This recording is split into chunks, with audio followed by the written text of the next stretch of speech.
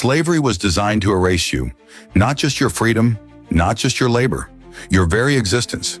Enslaved people weren't allowed to know their own birthday.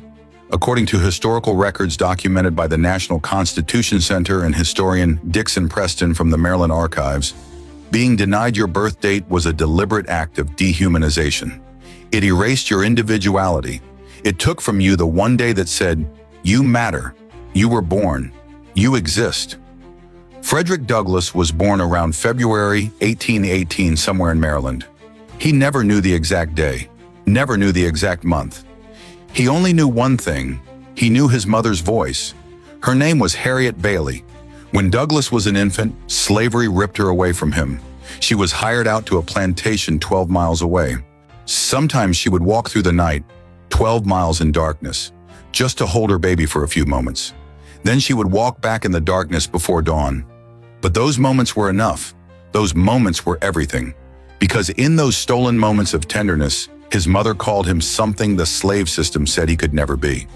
She called him her little Valentine. That's it.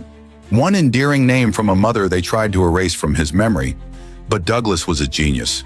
So he did something revolutionary. He took that one tender memory, the only direct expression of love he could recall from his mother, and he chose it. According to records from the Bethel Literary Society and the Washington Post, after he escaped slavery and gained his freedom, Douglass deliberately chose February 14th as his birthday. He reclaimed Valentine's Day.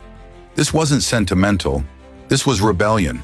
Slavery said, "You don't get a birthday. You don't get to mark the day you were born. You don't get to be remembered. You belong to us. You have no history, no identity, no self." And Douglass said, "No, I choose February 14th. I choose the day my mother called me her Valentine. I choose to remember. I choose to exist. I choose myself." According to documented history from the Library of Congress and the National Constitution Center, when Douglass publicly celebrated his birthday for the first time, it stunned people. He said it himself. "It has been a source of great annoyance to me never to have a birthday. Birthdays belong to free institutions." He chose his own birthday. He reclaimed his own existence. He said, "I will tell my own story." So one Ryan, but here's the part that breaks your heart. Before he made that choice, Douglass had escaped slavery. He had educated himself. He had become an orator. He had fought for abolition. He had become one of the greatest leaders this country has ever known. And people still didn't believe him. They didn't believe that someone born enslaved could be so brilliant, so powerful, so eloquent. According to his autobiography, Narrative of the Life of Frederick Douglass, he had to prove his humanity through his words. But the cruelest part, even after all that, after his freedom, after his accomplishments, after his speeches that changed the nation, he still had to reclaim the most basic right, the right to his own birth. So on February 14th, 1888, Black communities gathered in Washington, D.C. to celebrate his birthday. They called it Douglass Day. According to historical records documented in the Washington Post and the Bethel Literary Society, those celebrations in Black communities became so significant that they became the direct precursor to Black History Month itself. Let that land. Black History Month exists because Black communities wanted to honor Frederick Douglass on his chosen birthday, because they understood what he was doing. He wasn't just celebrating himself. He was celebrating the act of reclaiming yourself from a system designed to erase you. His mother called him her little Valentine, and he said, "That's enough. That matters. I choose that. I choose to remember. I choose to exist. I choose to be loved."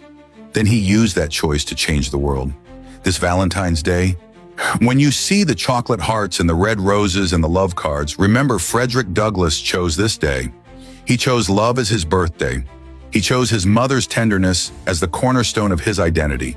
He chose to reclaim himself from a system that said he had no self to reclaim.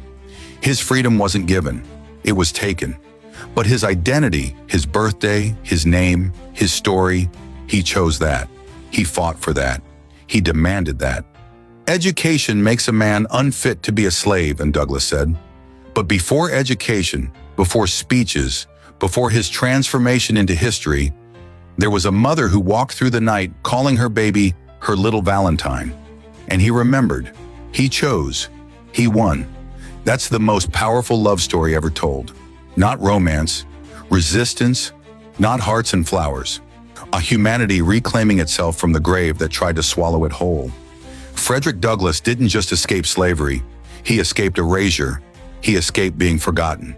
He chose Valentine's Day as his birthday, and he forced the world to remember him. Remember him this February 14th. Not as a holiday decoration, as an act of defiance, as proof that love and resistance can be the same thing, as proof that your existence matters, that your story matters, that choosing yourself, choosing to be remembered, choosing to be loved, choosing to matter, that's the most radical, revolutionary, beautiful thing you can do. Be Frederick Douglass. Choose yourself, choose your birthday, choose to be remembered.